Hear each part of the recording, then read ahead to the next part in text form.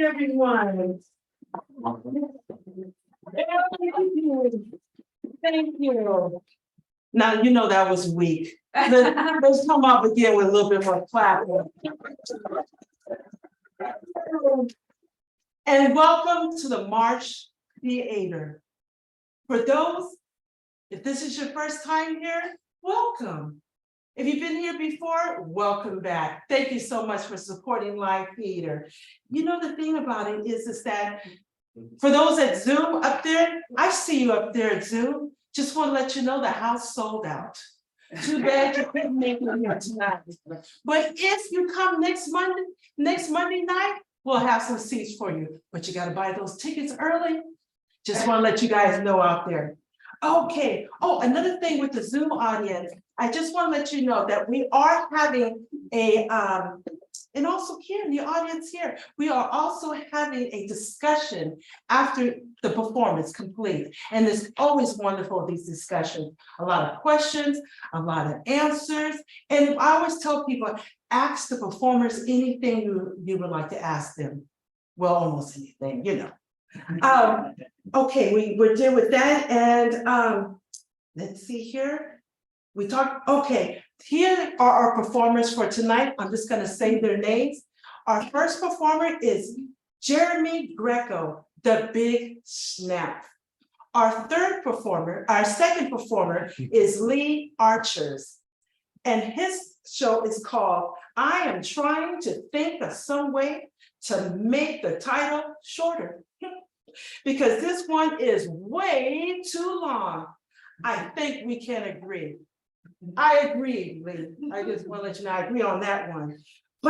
And then we have our last performer is by Betsy B. Murphy, The Road Trip Home.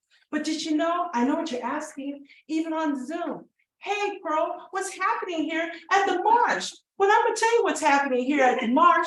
So you guys on the Zoom, stay here, and then you go to the bathroom after I show you everything. Okay, first off, we're gonna have the Never Too Late Show by Dawn Reed that's performing here at the Marsh, Saturday and Sunday. They said, do you have anything else more? Yes, I do. We have Fred Pitts. Aren't you? That's what he said, aren't you? Right? Okay, that's Freddie. Okay, Freddie. So are you guys getting ready for our first performer? Yeah. This is great. Hold up, here we go. Our first performer is Jeremy Greco's The Big Snap. Let me tell you a little bit about the show. The Big Snap on March the 17th March the 17th, 2020, a lockdown was announced in San Francisco. Jeremy Greco decided to document each day by taking a picture. Yeah. From these pictures, Greco conducted a series of interviews of people from all walks of life. Head of the San Francisco Republican Party, John Dennis, author Nicole Galland, and many, many others, all of whom discussed the year of COVID, Trump and their hopes of the future. Without snapping, that can happen. So why don't you guys give Jeremy Greco a round of applause on The Big Snap. Let's do it.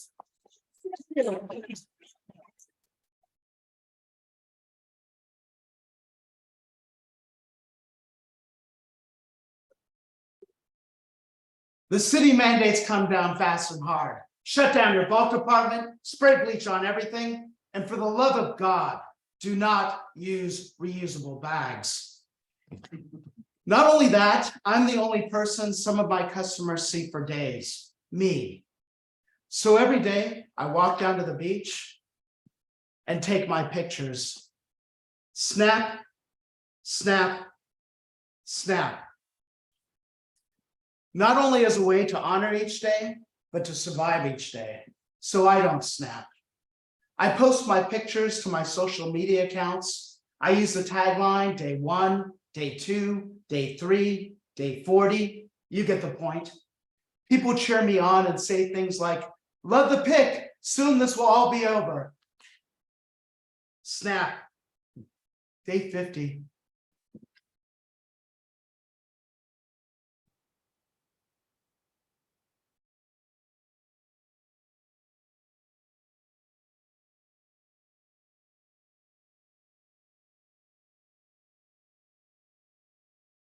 How did these events affect me and why?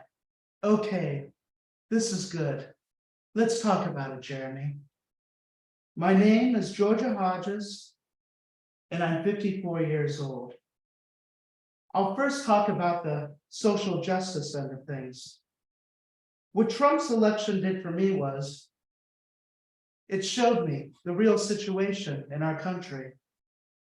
What it did for me was, it motivated me to dig in a little deeper.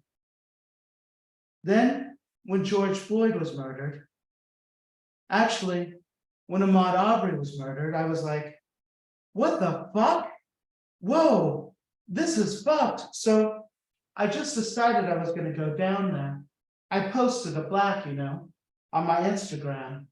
I did the black screen. And my friend Rebel, who I don't know well, who's black, said, I just need to inform you, Georgia, that's just a performance thing.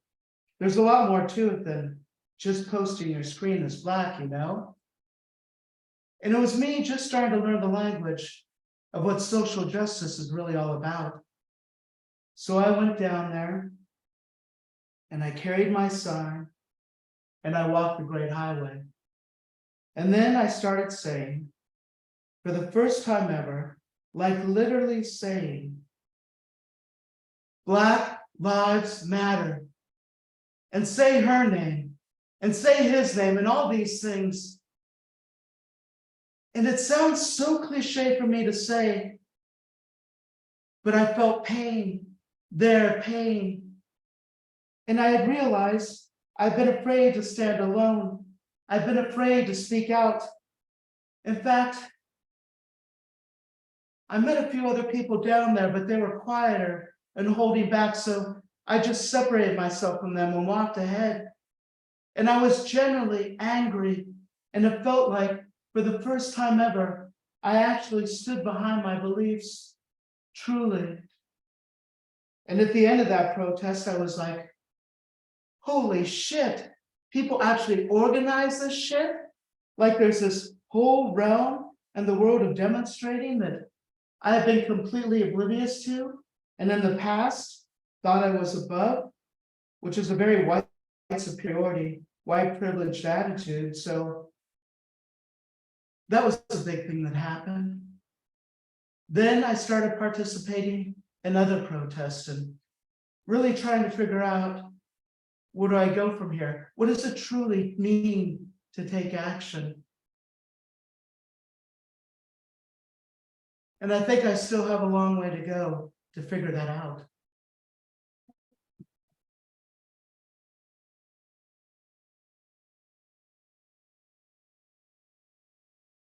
Hi, my name's John Dennis. I'm 57 and I'm head of the Republican Party of San Francisco. The election is important because irrespective of your political opinion, the reaction to it, largely from the right, is that people feel the election was unfair. I've talked to people who are like federally elected officials who think, they're not going to say it wasn't fair, but they understand my position. And I'm not emotionally tied into that. And so as a result, when a lot of people feel this way, that's what I think drove January 6th. I mean, I think January 6th would have happened whether Trump had spoken on that day or not. And moving forward, if people do not have confidence in the elections, that's a massive problem for this or any country. First, you have to look at historical examples. Okay, you have COVID. That was a wild card, but prior to COVID, the president's economy was successful. It's very difficult to unseat an incumbent unless something unusual happens. And okay, I guess COVID would qualify, but even so, I think people generally felt that things were moving in the right direction. The president was deeply popular amongst a substantial base. He had success in minority communities. He had success in large cities. In the 2020 election, for example, in San Francisco, Trump did 50% better than he did in 2016. And that was largely in minority communities, the tough parts of town, the Tenderloin, the Excelsior, blue collar folk. And again, if I was an objective person, I have not been a Joe Biden fan for a long time, just because I thought he was incompetent in his prime. He's clearly being protected by his people because he has his flubs. He didn't run what anyone would describe as a robust campaign. And somehow, despite all of that, Joe Biden won. And another thing that came out of it too is we found out that $1,000 an hour lawyers didn't know whether or not they had standing. So when people say he lost all these cases, referring to Trump, well, Trump didn't lose those cases. Lawyers submitted those cases and found out from judges they had no standing in those cases. These are high-priced, expensive attorneys who should know better, but they don't because the system is so opaque. So we have a problem here on the federal level. And for elections that need to be resolved, irrespective of your political opinion, and you want the country to move forward, people need to feel like their voices are heard. I mean, there are just so many things about that election that make no sense. At least not to me, but you know, it is what it is. You move on.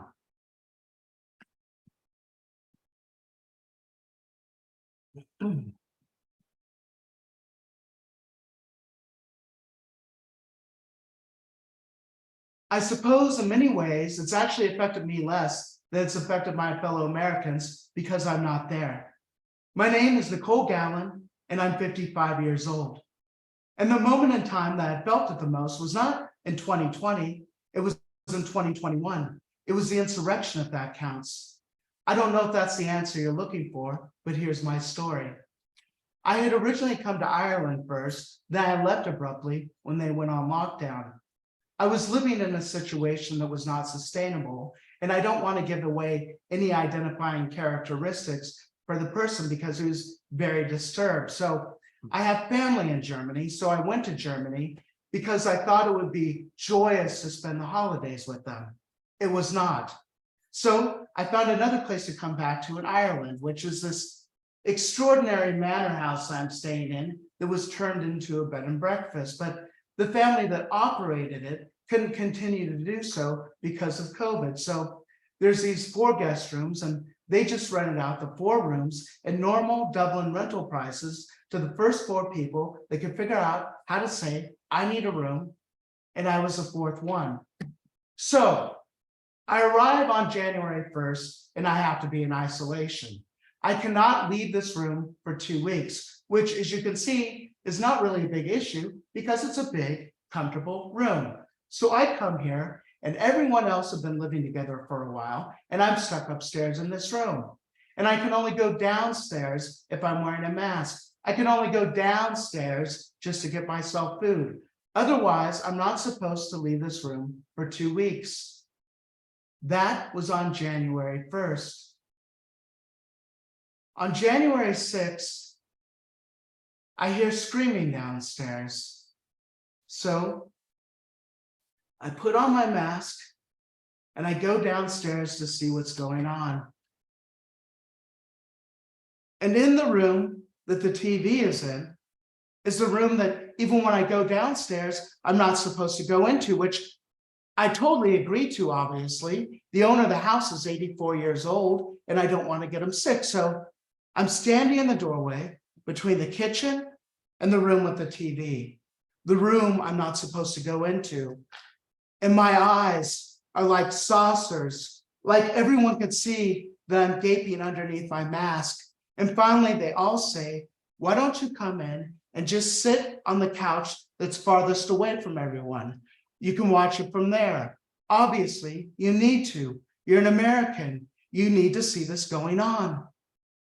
So I went in And I just spent, I don't know, how many hours just staring at the screen. And they bring food to me, and they bring me hot whiskey, and they bring me ice cream. So it was this very weird and unexpected bonding experience that I had with all these Irish people in the house. On a very localized level, there was something very beautiful and amazing about it, but it was also incredibly traumatizing too, because part of my brain was going, what if you have COVID and you're making all these people sick because you feel so upset about your country falling apart and you feel so far away? I mean, I felt generally supported, but I felt supported by people for whom this was an amusing anecdote, if that makes any sense.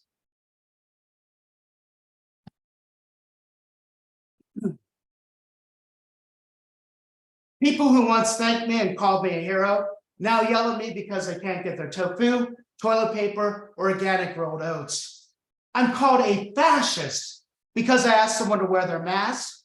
I'm sent a lengthy email by a customer and called a sheep. And I am told that COVID doesn't really exist. It's all a plot against America derived by pedophiles. Everyone is snapping, even with my pictures. Yes, even with my pictures. As my picture count keeps going up, my Facebook friend count keeps going down. My friend Greg says, my God, can you stop counting the days? Other people chime in. We love the pictures. We love the days. Don't stop, please.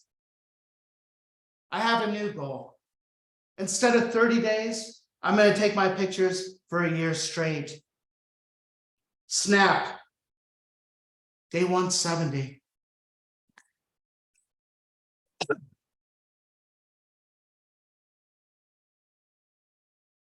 The moment I heard Mayor London Breed of San Francisco putting the shelter-in-place order into effect, I was standing in a break room at work, watching on the TV.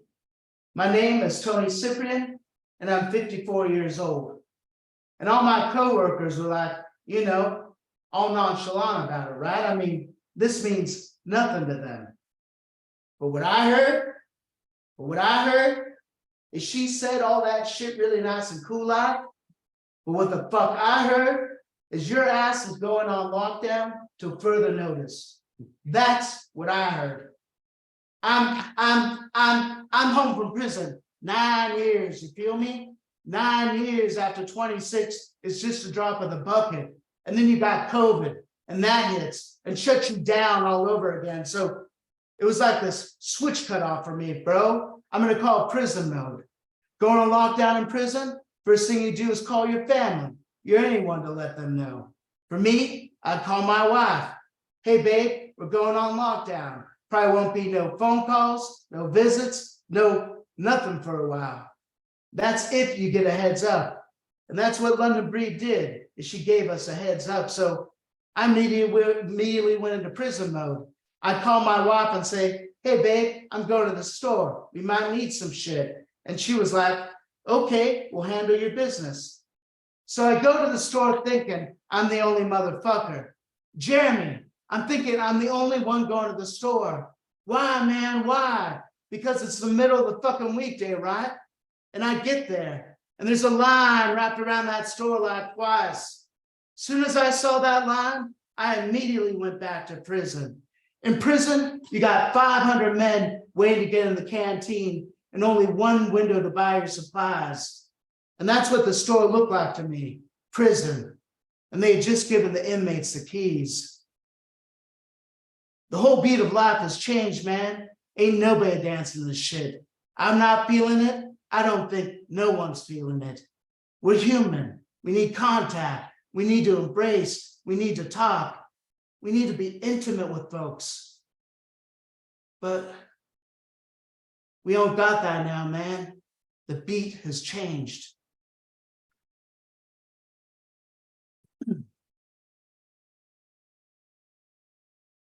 Do I think kids can change the world? Yes, Daddy. Of course I think kids can change the world. My name is Juliana Greco, and I'm 13 years old. Your generation went from 3 channels on your TV to millions of free streaming services. I think my generation can change even more than that. Okay, George Floyd was traumatic. I mean, a police officer killed him because of the color of his skin, and that was wrong. But then there's the environment. And now that people are getting vaccinated, everyone thinks it's safe to travel again. Carbon emissions are going back up. And that's a bad thing, because if we don't stop carbon emissions, we won't be able to live on this planet. And that's even worse than COVID. And it affects me because it helps me realize all the things I need to change. And kids can't make these decisions by themselves because your parents decide everything for you. And it doesn't matter if you try.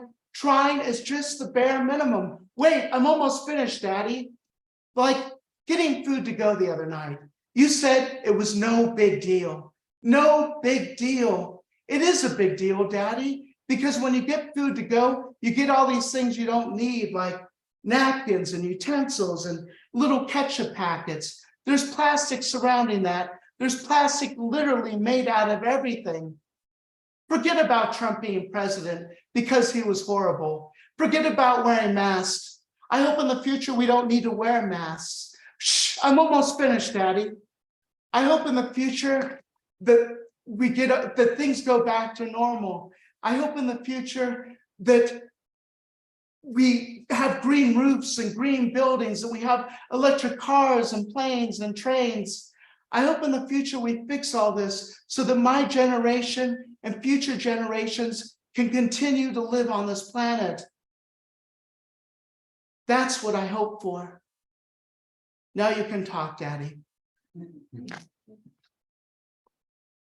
The day Ruth Bader Ginsburg dies, the entire beach is covered in fog so thick you can't even see the ocean.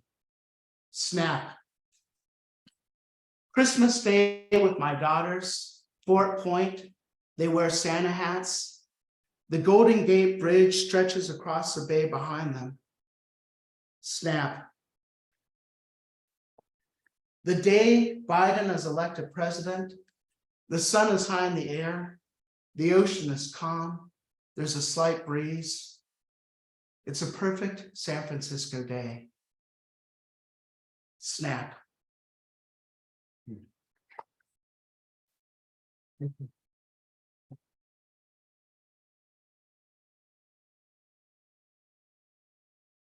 Like a bird on the wire, like a drunk in a midnight choir. I have tried in my way to be free, like the worm on a hook, like a night from some old-fashioned.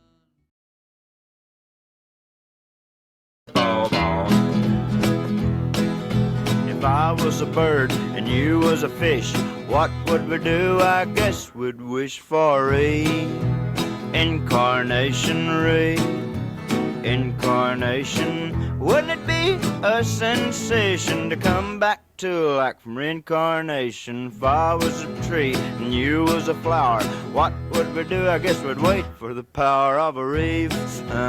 Incarnation, reef, incarnation. Wouldn't it be a sensation to come back to life from reincarnation? I love you, and don't you know I always will.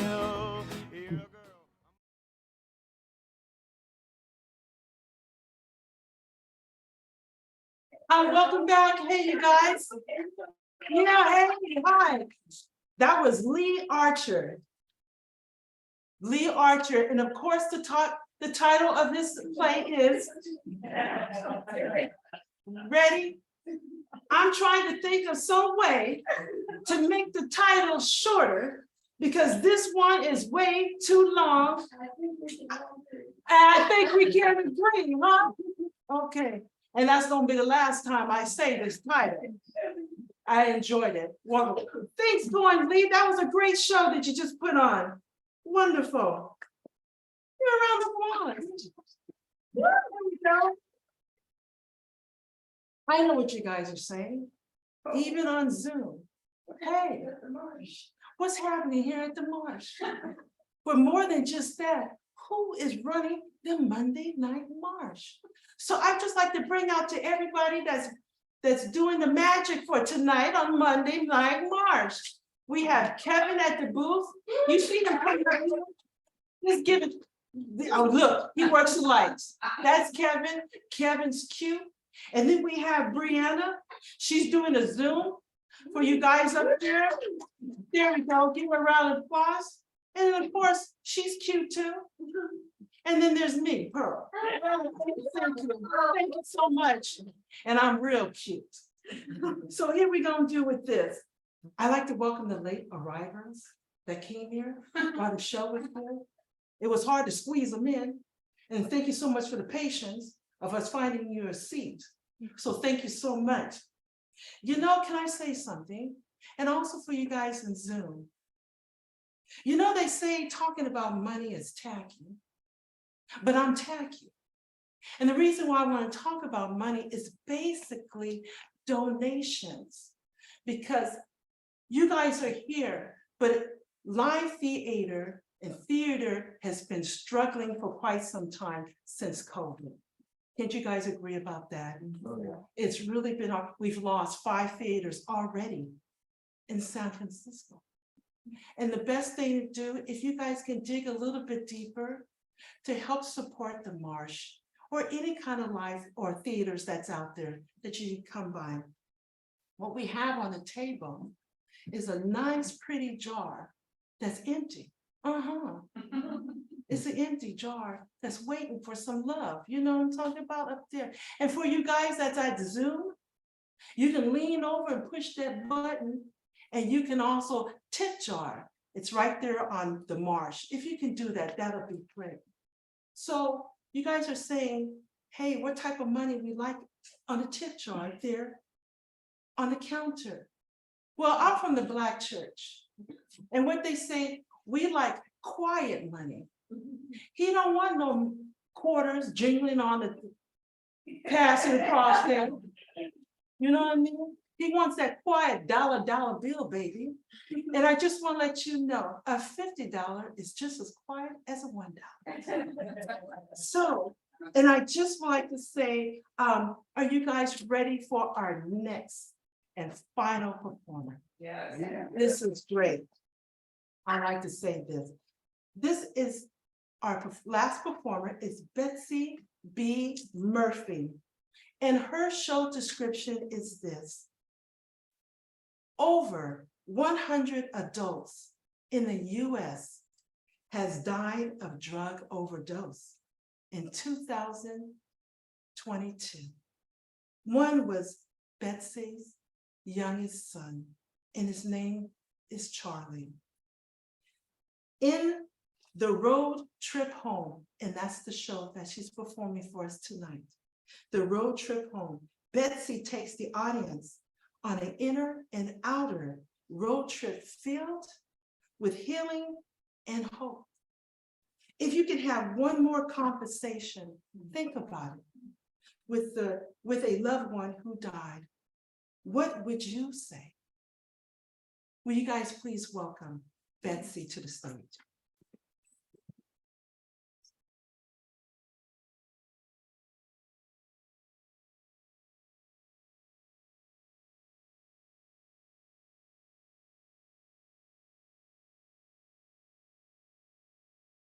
I'm on my way to pick up his ashes. It's been 3 weeks since he was cremated. I didn't want to leave him alone for this long, but maybe I didn't want it to be real. Plus, my friend Elizabeth says that we're statistically at risk to get in an accident after the death of a loved one. I get it. I don't remember the drive to the coroner's office, and I don't remember the drive home from the hotel where he died. I do remember that morning before I found out my son died. My grandchildren, his children, were coming over to play that day. And it was the start of a perfect summer day. And then I got the phone call. I remember getting the phone call and collapsing in shock. I remember screaming as rage tore through every cell of my body. I remember holding Harley tight as I whispered in her ears that Charlie had died. Their children, Sonny and Ray, were playing in the backyard nearby, unaware that they no longer had a daddy. I remember my last hug with Charlie. I had taken him out early birthday shopping, and then we went to Five Guys, and when we were done, I dropped him off, and I got out of the car, and I gave him a hug. And when he let go, I said, we have to hug 20 seconds longer, because I'd read that's when a hug becomes medicine. So we reached for each other and held each other for 20 seconds longer. I wish I'd never let go, but I knew I'd see him again in a few weeks for his 27th birthday.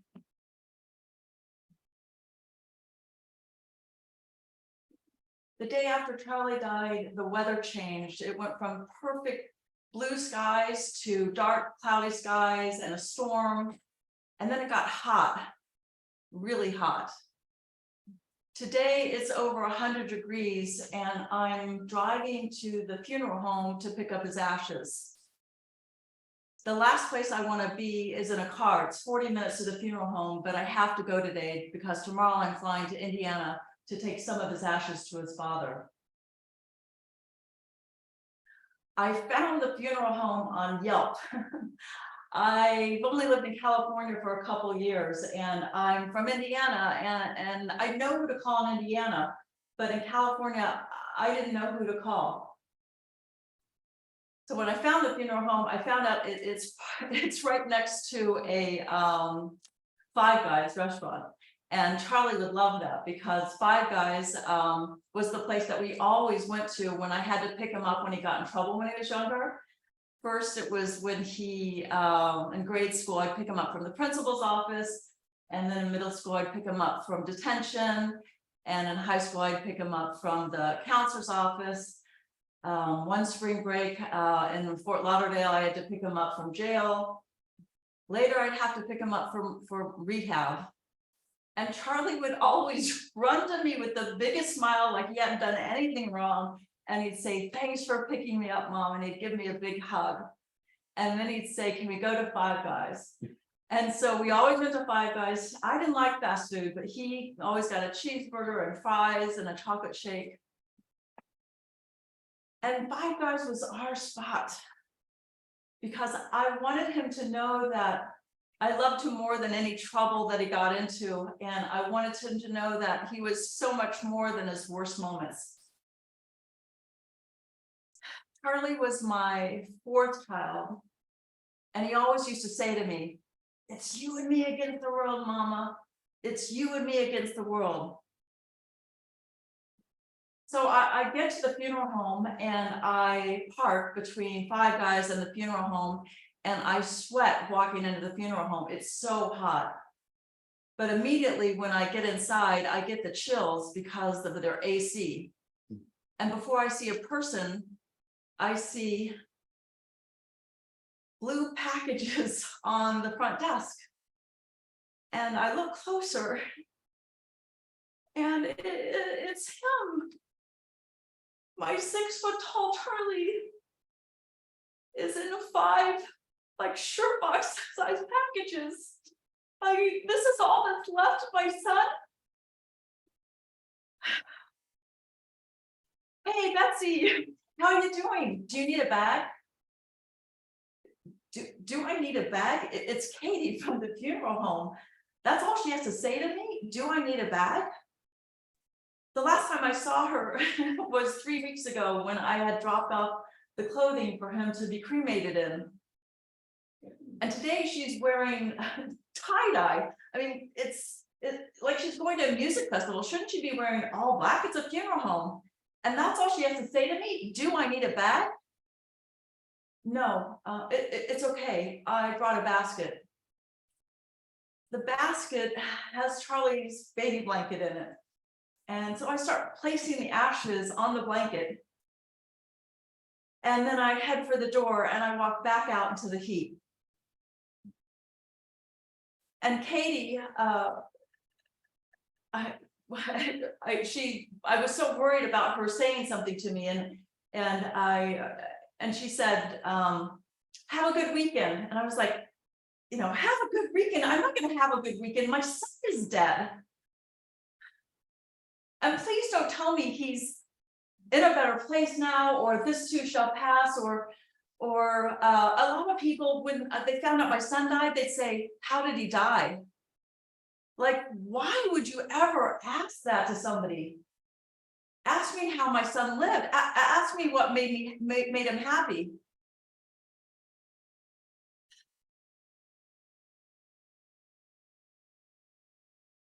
So I look at Katie and all I'm thinking is, and please don't tell me to focus on gratitude. I want to say, you know what, Katie?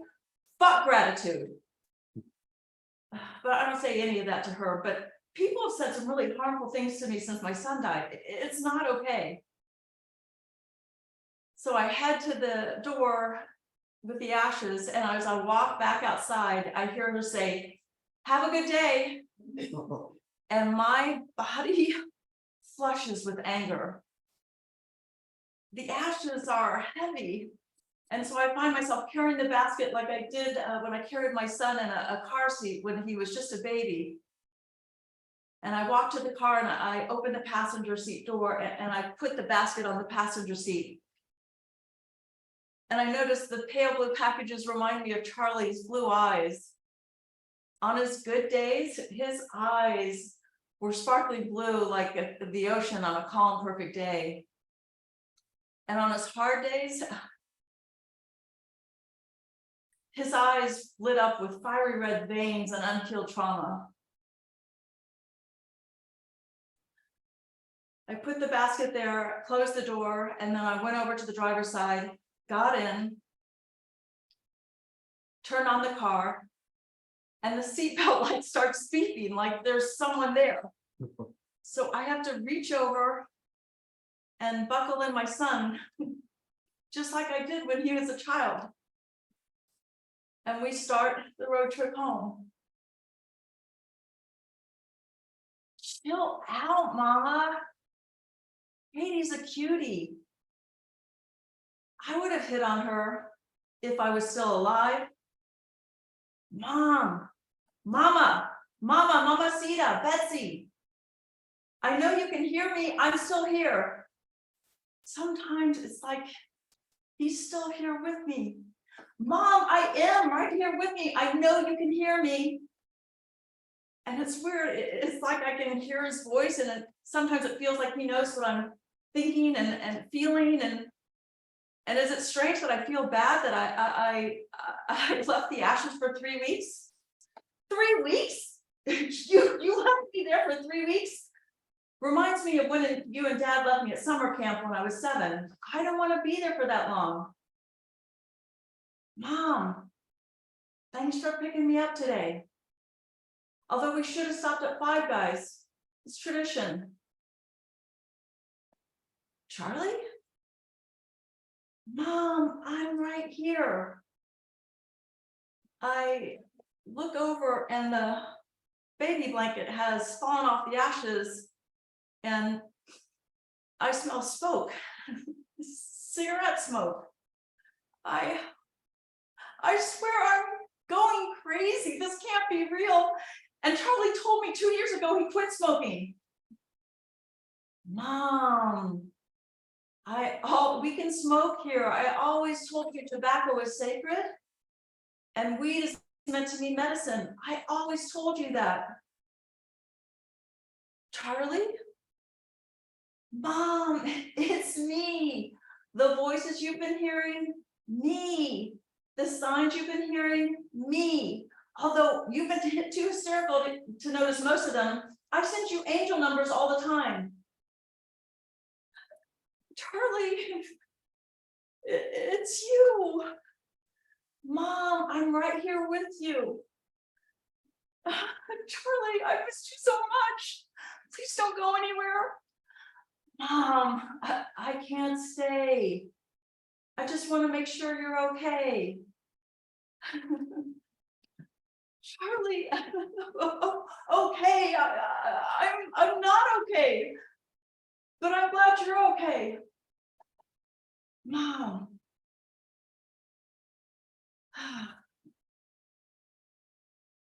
Mom. Charlie, I was like, what happened? I'm sorry the way it happened, Mom. Charlie, you always told me you were too smart to do a bad drug.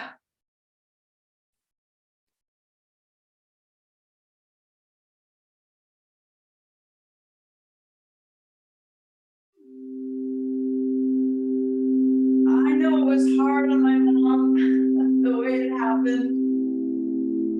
I know she felt it the moment I was gone, because when I was younger, my mom always caught me doing shit. I could get away with anything. She always figured it out, like she had some weird sixth sense. And this time, I know she knew when it happened, even though it took a couple days to find me. I didn't want to get caught this time.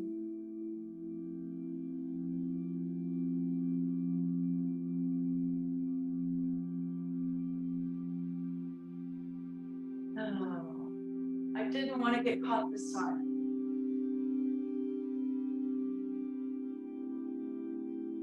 When Charlie was a little boy, and I'd walk him into school, and I'd say, Charlie, give me my favorite hand, and then he would give me one of his hands, and then I'd say, Charlie, give me my other favorite hand, and he'd give me his other hand, and I'd hold on to both of them tight, because Charlie was always running ahead. He was always trying to see what's next, and I wanted to keep him safe with me a little longer, but this time I couldn't protect him. And it was really hard because he was doing so well the last time I saw him. It was like I finally had my Charlie back. I had a great last day with my mom. She took me birthday shopping. She always made birthday special. And we went early birthday shopping, and then we went to Five Guys. And for the first time, she actually ate something there with me. And then she drove me back to where I was staying, and instead of just saying goodbye in the car, she parked the car, she got out, and she gave me a hug. And then when I let go, she said I had to hug her for 20 seconds longer. It was a good hug. I didn't want to let go. I wish I hadn't let go. I'm his mother. I'm supposed to protect my children. Charlie had had a lot of trauma in his lifetime, more than most. And the last few years were really hard. And he lashed out a lot at people he loved, and you know, trauma doesn't like to be touched. But I would listen because I knew if he could get it out and get to the other side of it, I knew he'd be okay. I knew he'd be okay.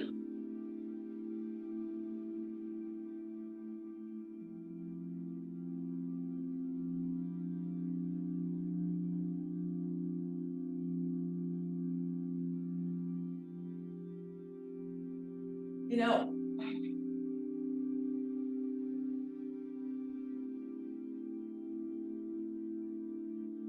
every time I reach out to someone, a lot of people didn't take my calls. And I needed people to listen. I needed people to listen, but everybody was always telling me what was wrong with me.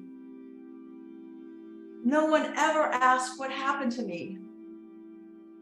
I was a good kid. I was a good man. And I was dealing with some really hard things. Have you ever dealt with hard things alone? You know what I've learned from Charlie? Time doesn't heal, connection heals. Tough love doesn't heal, connection heals.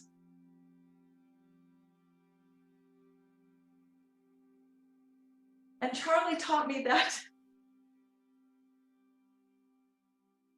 next time you're hurting, instead of reaching for a pill, reach for someone who will listen. Charlie taught me how to listen because Charlie was a good listener.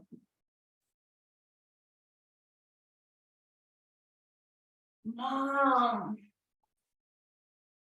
I just want you to know that I'm okay, and I want to make sure you're okay too.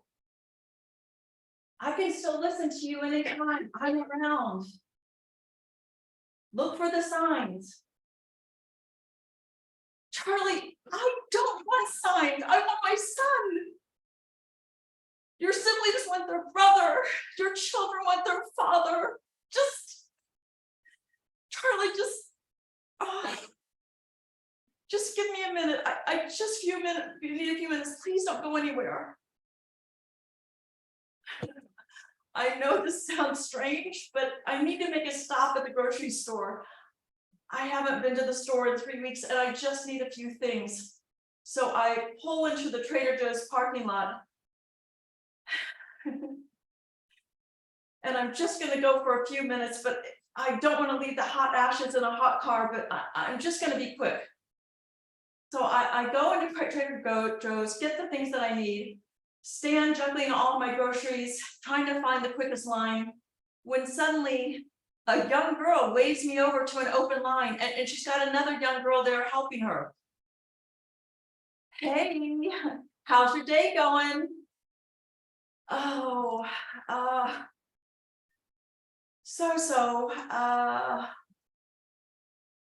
ma'am, you can tell me anything. She scans my yogurt and smiles at me. I fake smile back. Ma'am, please, you can tell me anything. This is safe space.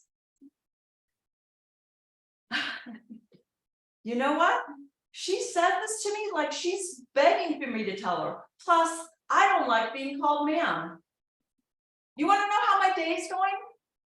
I just picked up my son's ashes. The ashes are in the car. He's 27, he died. And I didn't want to leave the ashes in the hot car because the last time I left him alone, she drops the yogurt she was scanning and disappears. And I'm left there with the other young girl helping her. My dog died yesterday. We had to put him down. I'm sorry. What was your dog's name? Lucy. My dog's name was Lucy.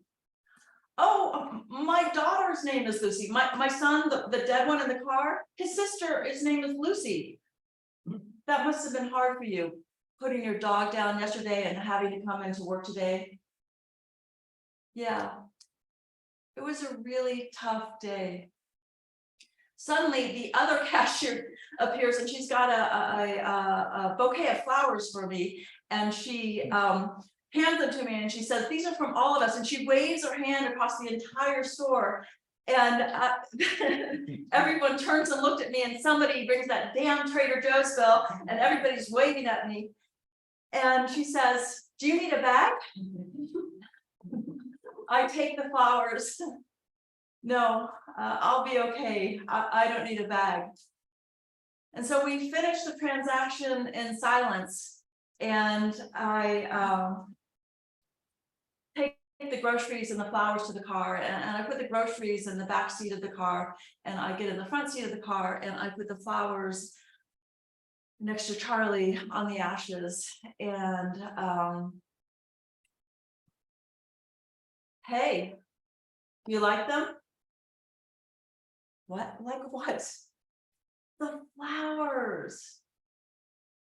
They're from you? Mama, I know it's been a tough few weeks. I wanted to get you flowers. You made all that happen? Mom, I told you, look for the signs. Thank you. You're done with your cigarette?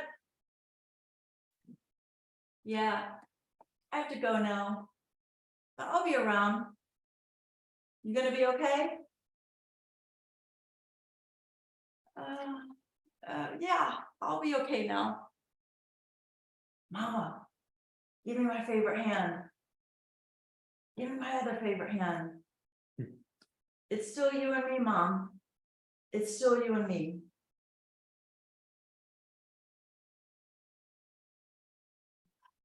I cover the ashes with the baby blanket, turn on the car, and we finish the road trip home.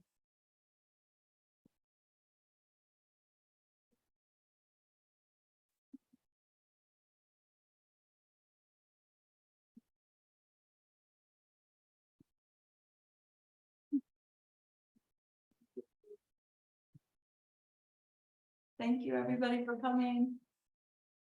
Get the other performers out here.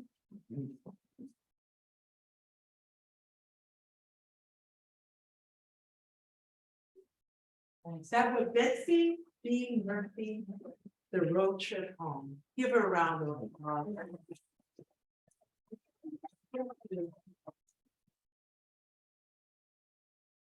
Oh, and the guy, that's Robert. I call him Kevin. That's Robert right there. There's Robert right there. Okay. And he's still cute.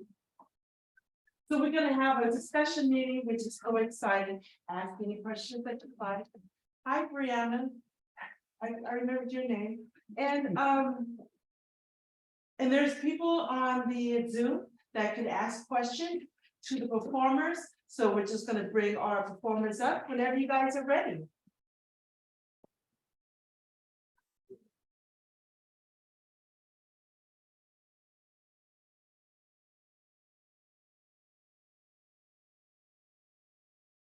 Jeremy, this is Lee, and Betsy. Before we start asking questions, can we get all three performers another round of applause? Another round.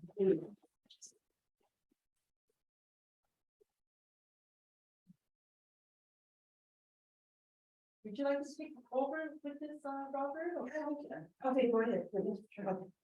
I mean, I guess just to start off, for all three of you, how does it feel to be on the other side of your performance? We can start with you, Jerry. It feels fine. It feels fine, thanks. I'll say, it feels good. It feels good. It feels very different than how it felt waking up this morning with this in front of me, and now having done it, it feels good. I've been doing this to my plants for the last month, so it feels good to do it in front of a few people. And I also missed the biggest line payoff in my show, but this is why it's so valuable to be able to do this to get through that. And yeah, so thank you for being here. Coco, thank you for being here. Betsy, that was a really powerful story you shared with us tonight. What gave you the courage to write it and share it with the rest of us? Thank you for asking. My son died last July, like between the 27th and 29th. That's a hard thing for a mom to not know. And I just started writing the next day. I am a writer. And so writing was just my medicine. And, but I also wanted to give, when your son dies of an overdose, people don't bring you casseroles or lasagna. It's different, you know, and So I wanted to I wanted to bring his voice. A lot of the things when he's talking are things that he actually said to me in the last couple months of his life. So I feel like there's a bigger conversation that needs to happen around people say, oh, he was you know, he had an addiction. No, he had a lot of trauma that he was trying to work through. And we need to look at the roots of addiction rather than just label someone an addict. He was in pain. Right. Wow. At any point, if anyone wants to ask any questions, please feel free as well. Coco behind you. I'm sorry, I'm like, I love the way that you talk about the experience of the ashes and how, you know, you go into the funeral home and it's just an alternate reality, like, you know, this person is so checked out of, you know, your reality is. And everything that I talked about happened. I mean, it was the craziest situation of going to get them. And then I did stop at Trader Joe's, felt bad leaving his ashes. And then all of a sudden I was given these flowers and you do kind of have a running conversation with a loved one. So it was just like, what if I really allowed his voice into this story? Yeah. So thank you for being here. This is definitely like this month, I was just going to be in bed all month. And I thought, you know what? Let's just try.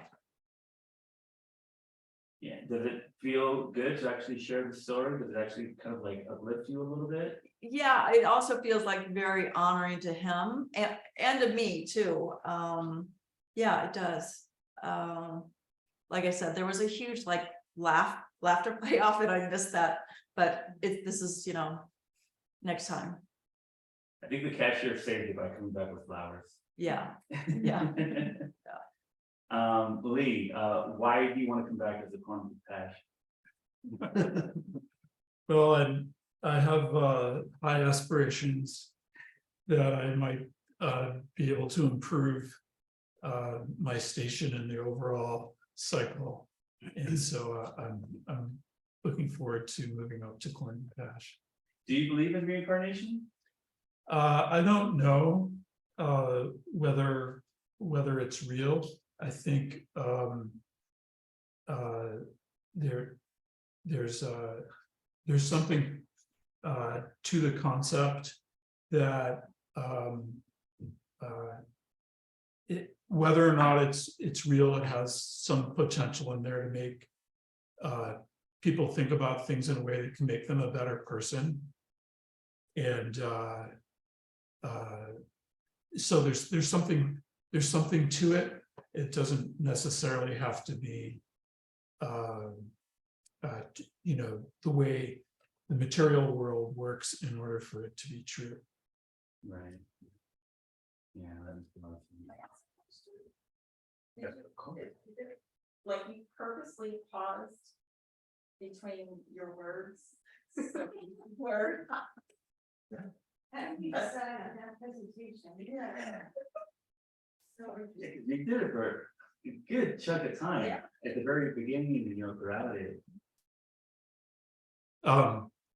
Were you trying to build It's- kind of the awkwardness a little bit or the pacing of it? It's intentional.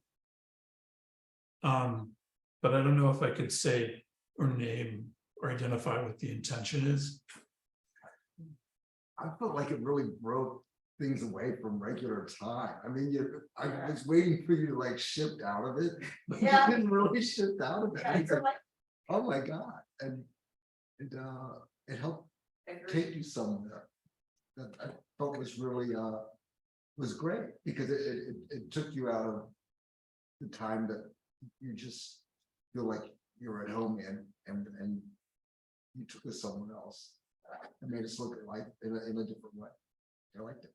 Wow, thank you. Yeah. kind of made it really fun. Yeah, it's funny too.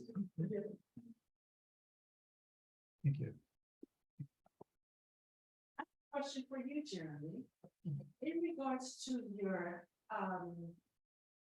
the people that you wanted to choose to interview, was it intentional or would they open for that, or how did you get along with trying to find people to interview?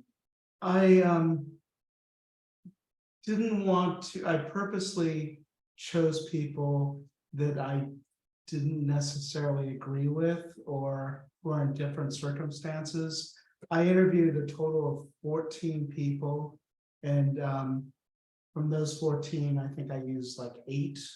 So, but I just didn't want to have the same people that were in my San Francisco world. I want to learn more about what everyone else was going through and the commonality of what everyone went through. Do you feel like along the way you started maybe understanding some viewpoints that you don't necessarily share? Yeah, I do. It's just like everyone who I started off as the future project, where I wanted to know if people had hope for the future, and and what they did to help others during this time. And the commonality, the one common theme was everyone wanted everyone to come together. They wanted less divisiveness, and they all had hope for the future.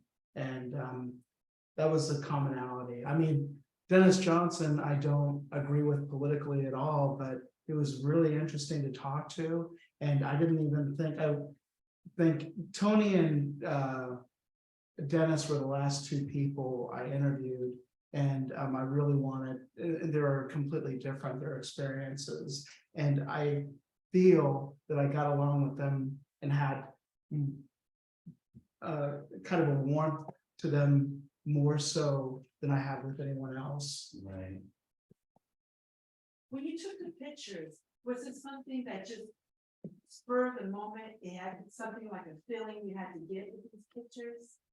Well, this is the middle part of my play. So the day lockdown happened, I went to the beach with my family. And I was like, this isn't gonna be so bad. I'm in San Francisco, I'm on the beach. This is gonna slow things down. It's only gonna be a month. And my wife had been warning me all along about this. She's a science teacher and she'd been reading about it. And I was just like, and I work at a cooperative in the Outer Sunset called Other Avenues. And I was working that day and it was really intense. And I went to the beach and I was like, it was beautiful. And I was like, you know what? As long as this is going on, I'm gonna do it.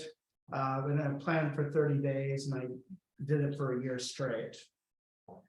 You know, they say that pictures speaks 1,000 words.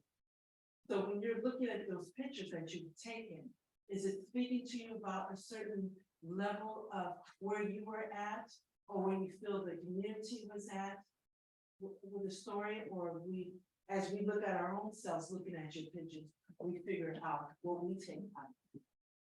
Well, you do 365 in a day and you start kind of improvising with angles and light and stuff. But there are certain days that stand out more than others, and those are the precious days to me. And you know, another day is I went to the Cliff House when they're taking down the sign on New Year's Day or close to New Year's Day. And that's just a period of San Francisco. It's metaphorically too. It's like a period of San Francisco ending, taking that sign down. So it's those days that speak to me more. I have 2 questions kind of piggybacking off that. Did you purposely just take one photo a day, or did you take several and just, you know, say this is the one that I want to post up? And secondly, do you have like a collage of a little booklet of everything that's printed out of this is what 100 days of pictures looks like? So you can actually buy my book on jeremygreco.com. All the pictures, and the more I did it, I got bored with just sunsets. It just had to be a body of water at a certain time of day. So I got finicky about it. And some days I was like, this isn't good. And it took me like an hour to do. Some days I went down there, it was just like a second. Yeah. And my last picture was a second, you know, I just went down and it was just the sunset, red reflecting off the water, and it was nice. That's cool. And And Jeremy, again? jeremygreco.com. I actually have a question about your performance or your ability to perform. This is the second time I've seen you perform, and this is the same piece that you've been working on. And I think it wasn't the exact same. No, it wasn't the exact same one. But what fascinates me about you as a performer is your pace. You don't stumble over your words. Yeah. Everything is like perfect, like you're reading it out of the book. How long have you been performing? How can I perform like that? Give me some tricks. Thank you, that was kind. Well, I've been doing solo work since 2009. And I generally, when I do interviews, I transcribe the interviews, and then I walk around my neighborhood for like an hour, and I just talk to myself like just out loud. So my neighbors know I'm rehearsing. At first they're like, is Jeremy okay? But I just walk around and I say the lines over and over again. And once I know them, then I kind of play with the moments and, that acting kind of, I try and just be in the moment. Okay, but it also sounds like you actually try to understand people that you've interviewed and you know them so well. Yeah. That it helps to memorize the piece. Yeah, Anna DeVere Smith, who one of my teachers introduced me to, talks about interviewing people and having their language and saying their words over and over again, that they become you when you're able to live those words. Right. So that's what I kind of go off of. Okay. Betsy, I know that you talk to your flowers to practice. Lee, how do you rehearse? Because this is just a small part of a much bigger performance. I used to talk to my dog, and now I talk to my daughter's dog while we're walking around. Okay. Yeah, So dog walking, it's kind of similar yeah, to Jeremy, to being out in the sun. yeah. By this time, the dogs could probably do this show as well as me. Yes. I have a question for Lee. If people liked what they saw and wanted to see the full hour, perhaps internationally, where would they do that? Oh, I'm so glad you asked. Yeah. Thank you. I'm performing at the Vancouver Fringe Festival in September. Oh, And that information about that will be posted by the Vancouver Fringe soon. Thank you for asking. Do you know Bennett Caffey? I think he's performing at the Vancouver Fringe as well. Oh, I know him by reputation and his shows being advertised on the Marsh website. I think I saw one there recently, so I'll look out for him. Definitely introduce yourself. He's a really cool guy. Really interesting character. Great. Yeah. Rhonda, you got a question? I was just thinking that pausing part of that you open with and that follows through the whole show, is that also like the whole hours like that? No. No. And did you always have that, did that just come to you as you were working on it, or was that always kind of how you saw it opening up? It was more coming to me. It was more discovered than pursued, if that makes sense. It's so Yeah, I appreciate the encouragement. Thank you. Thank you. Trying to think of a question to ask. Does anybody have a question while I think of another one? I was wondering if Betsy, if this was a larger piece for you as well, a smaller piece as something bigger or? Yeah, it's a 60-minute show. Oh. And are you working on bringing that to the next Fringe Festival in Indy or? I'm not too sure. I was supposed to do the whole show at the Indie Fringe Festival in Indianapolis, and I just pulled out, and that's a fantastic festival, by the way. Because I just felt like emotionally, I just wanted to be out here in my home for the summer. So I'm actually gearing more towards doing something online and then doing festivals later. And I feel more supported emotionally. Are you gonna have a one-year memorial for Charlie, or are you doing something? coming up here? Sorry, I didn't hear what she said. We're going to have a one-year memorial for Charlie because it's coming. Yeah, thank you for asking. I'm doing something with my children, on his birthday is actually a week from today, so we're doing something then. And, yeah.